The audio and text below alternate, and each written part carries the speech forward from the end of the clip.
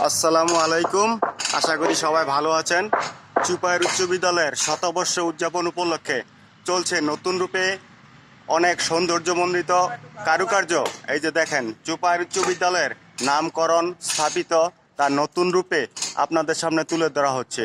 এবং দেখেন, শহীদ মিনারকে নতুন রূপে সাজানো হয়েছে এবং চুপাইর উচ্চ বিদ্যালয়ের সকল দেওয়ালে নতুন রং করা হচ্ছে এবং প্রতি গাছে গাছে নতুনভাবে রঙে সজ্জিত করা হচ্ছে শুধু এই শতবর্ষ উদযাপন উপলক্ষে।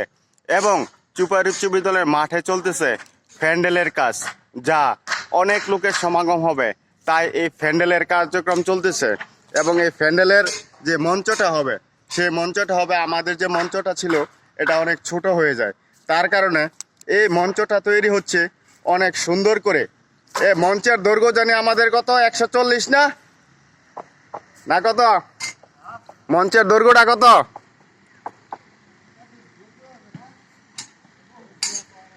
মঞ্চের দৈর্ঘ্যটা 140 ফিটের উপরে হচ্ছে। বিশাল এক মঞ্চ, ঠিক আছে।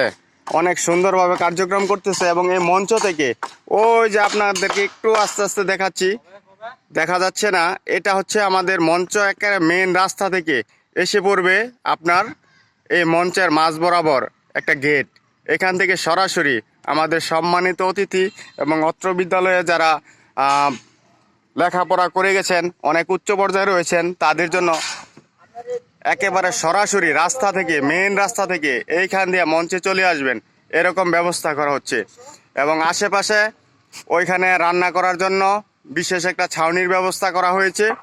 এবং আশেপাশে ওই যে আমাদের প্রত্যেকটা গাছে গাছে নতুন করে রঙের কার্যক্রম চলতেছে, যা স্কুলের সম্পূর্ণ পরিবেশটাকে অনেক সুন্দর করে হচ্ছে, যাতে এখানে বিভিন্ন অতিথি আসবে, তারা এসে যেন তাদের এই প্রাণবন্ত স্কুলটাকে আবার স্মৃতির পাতাতে ধরে রাখতে পারে, এই আশায়। রিপন ভাই, রঙের কাজ কেমন হচ্ছে? হ্যাঁ, এই যে আমাদের অত্র প্রতিষ্ঠানেরই ছাত্র রিপন ভাই, উনি অনেক নিপুণভাবে আমাদের এই বিদ্যালয়ের সকল কিছু রঙিন করে সাজিয়ে তুলছে। সকল অতিথিরা যেন এসে এই কারুকার্য দেখে সবাই খুশি হয়।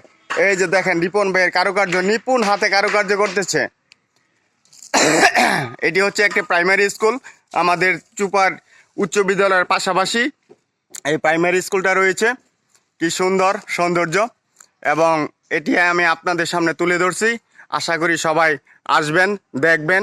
26 ও 27 ডিসেম্বর সবার জন্য রইল নিমন্ত্রণ।